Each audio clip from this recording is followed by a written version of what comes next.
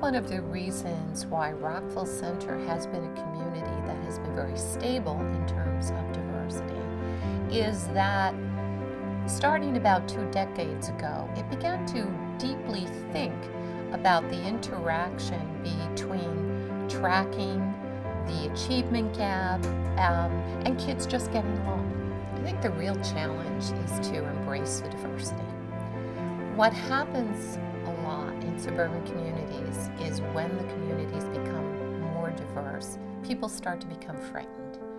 And they think that they have to, whatever group was there originally, they need to protect their own and not allow their kids in any way to really experience the richness of the diversity.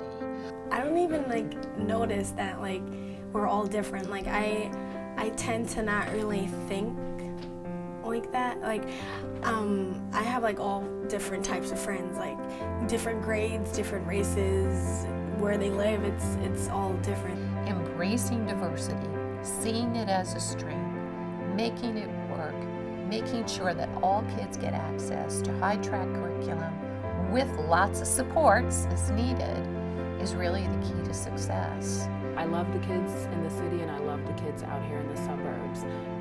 The one main difference that I do see with Southside is that we're able to really maximize learning for all the children in various ways.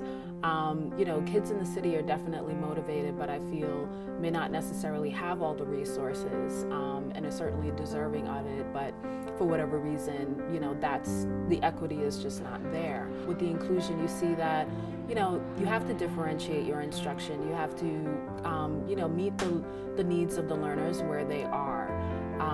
But you also have to challenge them. And the students are very flexible. They really adjust well to various circumstances that you place them in. I like how everyone is equal because we're all at the equal thing. So it's not I'm not going to try less because I'm in a lower class. I'm not going to try harder because I'm in a harder class. We're all it's in our hands to apply ourselves. So Southside has extra help every single morning. We call it zero period, and it's for 40 minutes or so.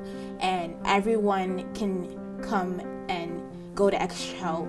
And the buses bring you here zero period, so you have a time to prepare and ask your teachers questions about it, and they'll help you out. Kids learn from each other as much as they learn from a teacher. Having the voices in a classroom discussion, whether it be in a history class or in an English class, that are voices that come from experiences different than yours, is really good for all kids.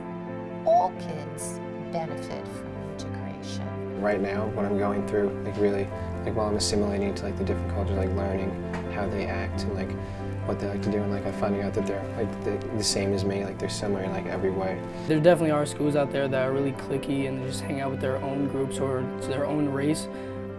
Well, I don't really see that at Southside because we're all I see it in the halls, everyone just gives that handshakes or whatever to anyone. It doesn't matter what race or color you are. It's actually pretty cool to see it. I believe integration benefits students who are white, students who are more affluent, as much as it does students that we typically think of as being disadvantaged. The kids at Southside are more prepared for a diverse world because they have learned to listen to the voices, and they have learned from the voices of those who have lives that are very different from their own. When I was in school, I always didn't feel like I fit nicely into a particular group. And being here, it's a world of difference. I feel like I'm more comfortable with different people because of the fact that I am in a school that's diverse. We've seen achievement rise, we have not seen it go down. We still see our high-achieving kids get into great colleges. Our IB scores have stayed high.